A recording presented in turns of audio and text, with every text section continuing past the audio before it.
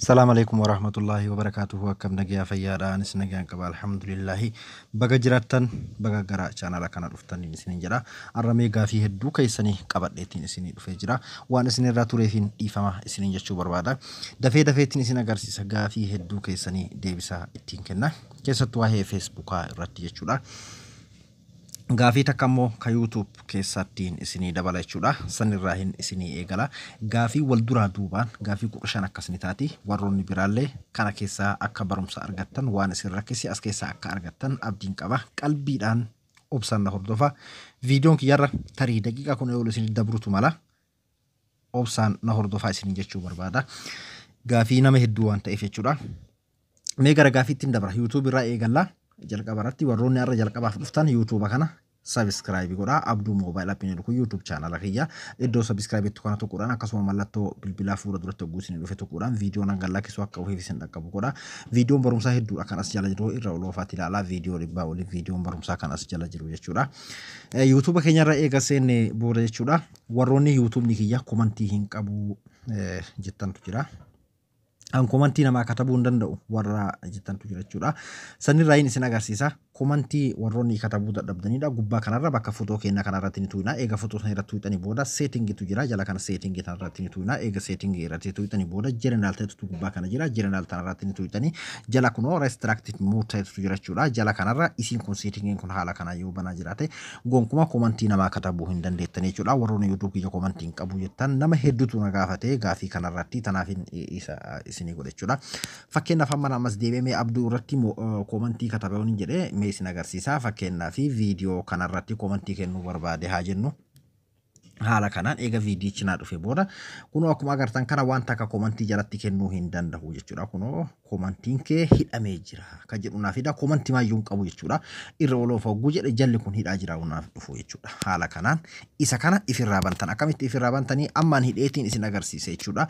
Ifirraa banuudhaaf bakkuma footoo sana irratti ni tuqxanii eega achirra tuqxanii booda settingii ni tuqxanii eega settingii tuqxanii jireenaal tuqxaniitiin jala kanarra isii tana cufuu qabdanii jechuudha. Kun isiniif deebi'ee jedheeti yaada. Kan lamaffaadha gara Facebookatti ji'a hedduudha gaafiin Facebookaa kun wal dura duubaan daddafee isin agarsiisa yoo isin galii viidiyoo deddeebitanii ilaaltanii komantii Facebookaa komantii isaa hin qabne kan jedhudha. Facebookallee jechuudha.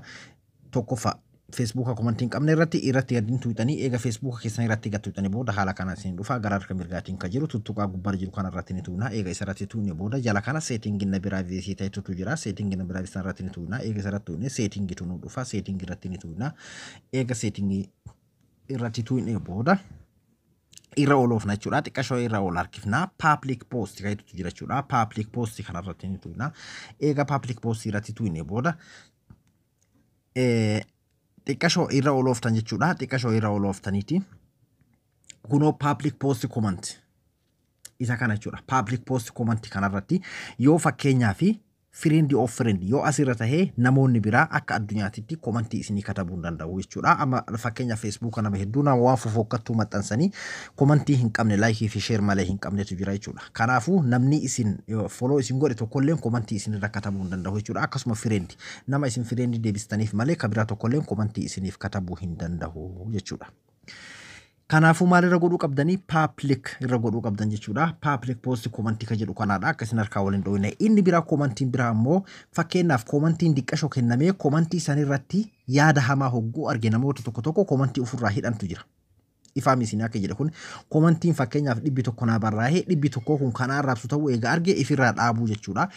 Eega san isa san illee maal godhaa jala kanarra kunoo komantii reekingi ta'etu jira jechuudha. Komantii reekingii tanarratti isintu yoo haala kanaan bana taate daangaa itti kennu komantii san akka inni fakkeenyaaf yookiin namoota firendii kiyyaa malee nama haga amma kennamee malee kan amma booda akka namni komantii hin kennine ifirraa dhaabu jechuudha. Komantii akkasii argitan yoo ta'e komantii nama hedduu arrabsee ganaa isinilleen nama waan fokkattuu gallakkeesse namni hedduun arrabsee kabiraa akka ittiin fufamne ofirraa dhaabu jechuudha.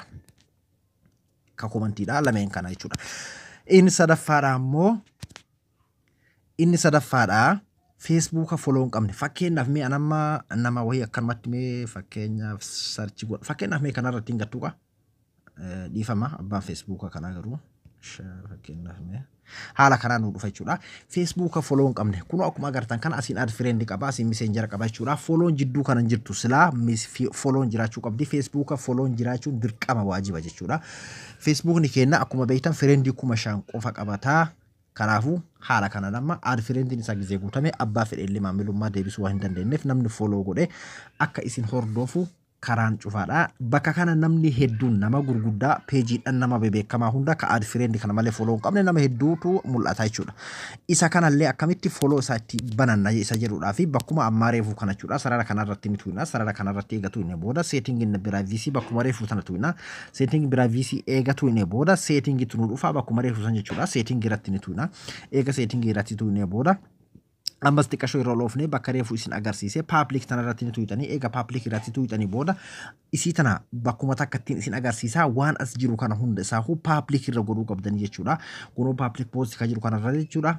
Kunoo jala kanatti public irra gootanii yoo asin haala kanaan friend irra jiraate isin public irratti godhatanii jechuudha. Ka jalas who can see you follow your team ka jedhu kanallee yoo asin friend irra jiraate public irratti godhatan jechuudha. Eenyu akka follow si godhuu barbaaddaa isa jedhu kanallee jechuudha. Public post commenting karee fuusanii isallee public irra godhatanii kan jala kanallee public profile info ka jedhu kanallee public irra godhatanii jechuudha. Kuni hundi isaatu public irra ta'uu qaba jechuudha. Inni biraa immoo gaafiin itti aanu kan kanaan wal qabatu tarii Facebook ni keessan yeroo bantan fakkeenyaaf wantoota adda addaa hir'ina qabaachuu danda'a follow qabaachuu dhabuu danda'a akkasuma namni miseejii yookiin messenjera akka namni isin hin katabne hir'ina adda addaa waa hedduu isin jala hir'isuu kan danda'u umriin keessan amata 18 gaditti yoo guutame Facebook ni waa hedduu isin irraa hir'isuu danda'a waan ta'eef achumaanuu ammoo fakkeenyaaf namoonni hedduu namni Facebook namni isin bane waan adda addaa jijjiirachuu yoo barbaadan iddoo dhalootaa bakka amma jirtan guyyaa dhalootaa amantii keessan fuutamoo fuune waan akkasii sanniin hunda isaa jijjiirachuu yeroo barbaadan jechuudha. Isa kana ifraa jijjiiruudhaa fi maal gootanii bakkuma sarara reefuu kanarratti ni tu'ina. Eega sarara kanarratti tu'inee bakka reefuu saniin dhainu ammoo gubbaa kanarra jalqabarra ka jiru abduu appi ka jiru asumaanuu abduu appiin Facebook kiyyaa follow gootan jechuudha. Footoo kanarratti ni tu'ina. Eega asirratti tu'inee kunoo haala kanaan nu dhufa jechuudha. Eeginni haala kanaan nu dhufe edit profile ka jedhu kanarratti ni tu'ina. Eega edit profile kanarratti tu'inee booda irra oloof hanga dhumaatitti jalqabarra ka jiru ka jala kana jechuudha. Edit your about info ka jedhu kanarratti ni tu'ina. Info kanarratti eegatu inni bifa kanaan nu dhufaa xiqqashoo irraa ol harkifna jechuudha. Ammallee kunoo basic info ka jedhutu jira jala kana jechuudha. Basic info kana fuula dura edittu jira. Edit kanarratti ni tu'ina. Eega edit kanarratti tu'ine booda waan nu dhufu walumaan laallachuudha. Kunoo haala kanaan hundi isaatu nuuf dhufa jechuudha. As keessa jalqabarratti kan isiniif dhufu kunoo birthday jedha. Guyyaa dhaloota keessanii kan Facebook keessan guutan Facebook ni gaafa jalqabaa kan isin gaafatu san jechuudha. Fakkeenyaaf amma kiyya kunoo asirratti Januaarii takka jedheen guute baatiidha. Januaarii kanarra gattuutanii baatii ka barbaadan irratti jijjiirtanii yoo asirratti ilaaltanii jechuudha. Fakkeenyaaf amma kiyya 1988 jedhee guute jechuudha. Akkanumatti guute anama oolimii irra kaadhe hin mul'atu jechuudha. Hisaabdanii isin fakkeenyaaf bara 2010 bara 2000 fakkeenyaaf amma 18 jirra bara 2000 yookiin ammoo 5 yoo taate bara 2010 bara 2010 bara 2005 akkasirra yoo jiraate guutumatti isin amata 15 gadi mala 18 gadi akkan taanetti guutan jechuudha. Kunoo irra gattuutaniitumaan amanna asirratti katabamee jira 99 bara 2000 takka jedhee jira. Bara 2000 irra kaayyattanii amata 18 ol akka dabrutti kaayattanii yoo guutattan baay'ee tokko bareedaadha. Yoo san irraa hir'istanii fakkeenyaaf amata 18 gadi guutan waa hedduutu irraa hir'ata jechuudha. Haaluma saniin kunoo irra gassiixanii waan barbaadan asirraa jijjiirachuu dandeessan interesti in jira. Kunoo fakkeenyaaf anamma kaaf dura guuttadhee jira kanarraa yoo kanaan ta'in jiraate muslim amantii kiyya akkasuma polotikaa kiyya wantoota kanneen hunda isaa eega guuttanii booda jala kanatti seef ta'etu jira. Seef kanarratti tuqxaniitiin seef godhattanii jechuudha. Kun hundi isaa yoo of keessattuu warroonni Facebook keessan namni isinii banee fi isinis waan dabalataa yoo guutuu barbaadan haala kanaan asin sirreeffattanii jechuudha. Inni biraa immoo gaafiin biraa kan itti aanu maqaa kennaa fi maqaa miti akkamitti lakkoofsa kennaa fi iimeela kennaa waan adda addaa waan barbaanne Facebook kennarraa dhoofachuu dandeenya. Akka namni nuun agarree akkamitti godhanna gaafii hedduu keessaniitiin kun illee jechuudha.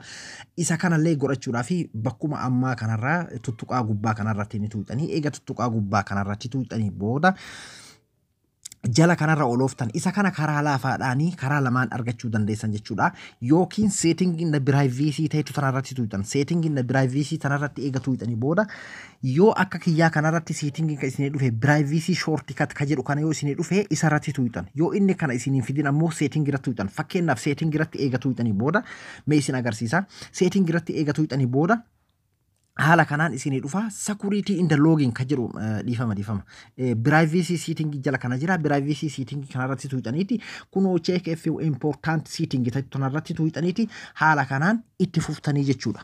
Amma ka biraa ammoo kareefu privacy shortcut illeen karama kanaani kunoo privacy shortcut kanarratti tuutanii kunoo review important privacy setting isa kanarratti tuuna eega isarratti tuutanii booda next gubbaa kanarra next kan kanaan tuutanii kun haala kanaan nu dhufa jechuudha. Jalqaba irra isin dhufu lakkoofsa silkii keessaniiti only me yoo inni friend irra jiraate yoo public irra jiraate haala kanaan only me irra kaayattan waan barbaadan isin gabaabdumatti as keessa jira hundi isaatu bakka dhoyfachuu barbaadan only me ka jedhu irra gootanii friend irra leen gootan public irra leen gootanii only me irra kaayattanii irra oloftanii iddoo dhaloota keessanii bakka jireenya keessanii hojii keessan bakka itti barattan waan hunda jechuudha. As keessa ka jiru kana hunda isaatu irra oloftanii eega guuttattanii booda next jirtu gubbaa tanarratti ni tuutanii ammas eega haala sanii tuutanii booda bakka kanattis yoo waan guuttan isinii dhufe inni guuttanii next ni gootanii kunoo gubbaa kanarraa kiloos xumurtanii jirtanii jechuudha. Haala kanaan asuma qofa keessatti wanni hundinuu isiniif dhokatee dhumaa jechuudha. Akka maalii ho'eessaan dhoyfannaa takka takkaan akkanaan gaafanne hundi isaatu achi keessa jira. Achi keessa dhoyfachuu dandeessan jechuudha. Maqaa keessan, iimeela keessan, lakkoofsa keessan, guyyaa dhaloota keessanii, bakka jirtan, bakka itti dhalattan, bakka itti barattan, bu'aan hojjettan hundi isaatu achi keessa jira jechuudha.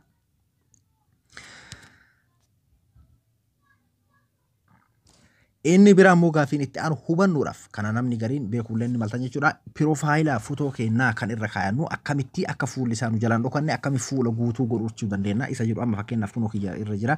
Isa kana akkamiin godhanna isa jedhudha. Isa kana godhachuudhaaf footoo keenya kanarratti gattuina eega footoo irratti gattuine fakkeenyaaf footoo irratti fudhachuu deemnu ni fudhanna jechuudha. Select profile kana ni beeytanii akka itti fudhatan ammoo akkaataa itti guutuu godhatan isin agarsiisuu fi fakkeenyaaf irra oloftanii fakkeenyaaf footoo barbaadda wahii fakkeenyaaf namamee footoo barbaade wahii ni fudha. Fakkeenyaaf anamma kanarraan kaadhaa jennu kanarratti eega tuqee booda kunoo haala kanaan naaf dhufa amma fuulli jara gamaa gamanaan jiru jaafadhalii fi jaamboo jootee fuulli dhokatee jira haa caalu qofa mul'ata. Kanaafuu fuula isa amma namni eega haala kanaan godhatanii fotoon asirraa isin socho'u waan ta'eef namoonni hedduun seeftee tuqee hogguu jedhe fotoon akkuma mul'atu kanatti gubbaran nu baha. Isa kana fuul goonee fuula jara sadeenitu mul'ifachuudhaaf edit iddoo jettu kajalaa kanarratti ni tuuna eega edit kanarratti tuunee kunoo kirooppi ta'ee haala kanaan nu dhufa. Fotoo kanarratti qubaan tuunee gara feene sochoofanna amma kunoo haala kanaan jechuudha. Qubumaan sochoofannaa irratti gara feenetti haala kanaan irratti ni sirreeffannaa sadeenuu ni mul'ifanna jechuudha. Eega haala kanaan mul'ifanne yoo barbaanne gubbaa kanarratti maqaa yookiin ammoo waan feene katabachuu dandeenya. Teeksistii irratti tuunaa eega asirratti tuunee booda ammallee eda'uu ta'e kan kanarratti tuuneeti fakkeenyaaf yaadannoo Dr. Abiy fakkeenyaaf Dr. Abiy. Haala kanaan katabattanii irratti waan barbaadan seef godhuu dandeessan. Katabuun dirqama miti yoo barbaadaniidhaaf isin agarsiise seef iddoo jedhu san godhatanii bifa kanaan irra wal qixxeeffachuu dandeessan. Namni hundi hin beeytanii fi miti kana namoonni hedduun ni beeytan jedheeti yaada. Haala sanii footoo keessan fuul godhachuu dandeessan jechuudha. Inni biraa immoo maqaa keenyaa fi baaswordii keenyaa akkamitti jijjiirannaadha. Maqaa keenyaa fi baaswordii keenya karaan jijjiirannu namallee idduma gubbaa kanarra jechuudha. Sarara tuqaa gara mirgaatiin jiru kanarratti ni tuuna. Eega isarratti tuunee booda setting in privacy ni tuuna. Setting privacy tuunee setting jala nu dhufa. Setting irratti ni tuuna. Eega setting irratti tuunee booda jalqaba irratti jechuudha. Personal information jalqaba irra nuuf dhufa. Maqaa karaa jijjiirannu ni personal information kanarratti ni tuuna. Kunoo haala kanaan nu dhufa. Name jedhee gubbarra na dhufa jechuudha. Dogongorri bakka kana jiru name kanarratti eega tuunee booda mee haa banamu isin agarsiisaa waa sadii nuuf fida jechuudha. Yoo maqaan keessan lama ta'e abbaa fi maqaa keessan qofa yoo taate ka jidduu dhiiftanii ka gubbaa irra maqaa keessan guutanii ka jalaa irratti maqaa abbaa keessanii guutanii ka jidduu dhiiftanii achi booda reeviyuu change teessuma tuuxaniiti baaswordii feesbuukaa keessanii isin gaafata. Baaswordii feesbuukaa keessanii itti guutanii bifa saniin maqaa keessan jijjiirachuu dandeessan jechuudha. Kana guyyaa 60 jijjiirachuu dandeessanii karaan biraa ka 60 asii danda'amu ka biraattu jira yeroo biraa isiniif godha jechuudha. Haala kanaan amma jijjiiruu waan hin barbaannee fi asiin jijjiiratan kallattii eegasiin agarsiisee isiniif ifa jedheeti yaada. inni biraan mootummaa as keessaan baane iimeela warra jijjiirachuu barbaadan keessattuu warroonni lakkoofsaan banatan fakkeenyaa fi lakkoofsa gara iimeela jijjiirachuu barbaadan iimeel adrees tettoon irratti ni tuutanii eega asirratti tuutanii booda kunoo jala kana jechuudha add iimeel adrees tettuutu jira add iimeel adrees irratti ni tuutanii eega asirratti tuutanii booda iimeela banattanii qopheeffatan ka baasoordii isaa beektan san asirratti ni galchitanii achiin booda jalatti ammoo baasoordii feesbuukaa galchitanii iimeela keessan yookiin lakkoofsaan kabanattan gara iimeela jijjiirachuu dandeessanii jechuudha. Ifa jedheeti yaada isiniif. Ammas uf duubaan deebi'aa kan biraa kan itti aanu maalinni baasoordii akkamis jijjiiranna isa jedhuudhaa fi bakkuma ammaa kana keessa odoon baane security in the login ka jedhutu jira. Security in the login kanarratti ni tuuna. Eega security in the login kanarratti tuune booda kunoo haala kanaan nu dhufa jechuudha. Xiqqasho ol harkifnee change baasoordii ka jedhutu jira. Change baasoordii kanarratti gattuuna. Eega change baasoordii kanarratti gattuune booda gubbaa irratti jechuudha. Baasoordii duraan fayyadamutti jiru ka Facebook irratti ni goona. Asirratti ammoo namoonni gariin Facebook ma baasoordiin beeyne akkamitti jijjiiradha warri gaafatantu jira. Sun karaa kanaanii miti karaa biraatiin yeroo biraa isiniif qopheessa. Baasoordii Facebook keessan kan duraan itti fayyadamuu jirtanii galchitanii jalatti ammoo haaraa itti godhatan kan irraan fannee baasoordii bareeda itti galchitanii lammaffaa irratti ammoo kan haaraa uummattan kana lammaffaa fi sadaffaa irratti baasoordii haaraa uummattan san galfattan kama wal fakkaatu jechuudha. Achi booda safe change tettona tuutaniitiin haala saniin baasoordii keessan illee jijjiirattanii jechuudha. Gaafiin hedduu keessanii deebi'ee jedheeti yaada kana fakkaataa barumsa kiyya kaarraa akka warraa barattan abdiin qaba namoonni haaraanis warri gaafiin kun keessan ta'illee jechuudha. Hanga viidiyoo biraatiin walitti deebinutti arraa kanumaan isinirraa xumuraa gaafii biraallee yeroo biraa walitti deebina. Waa'ee WhatsApp, Facebook, imo irratti namoota hedduun ka gaafattan ni jira. Waan isin galii yoo jiraate komantii jala barreessaa. Warroonni gaafiin keessan Facebook keessa isin jala hafellee jalatti barreessan isin jedha. Hanga viidiyoo biraatiin walitti deebinu nagayaan tura. Assalaamu alaykum wa rahmatullahi wa barakatuh.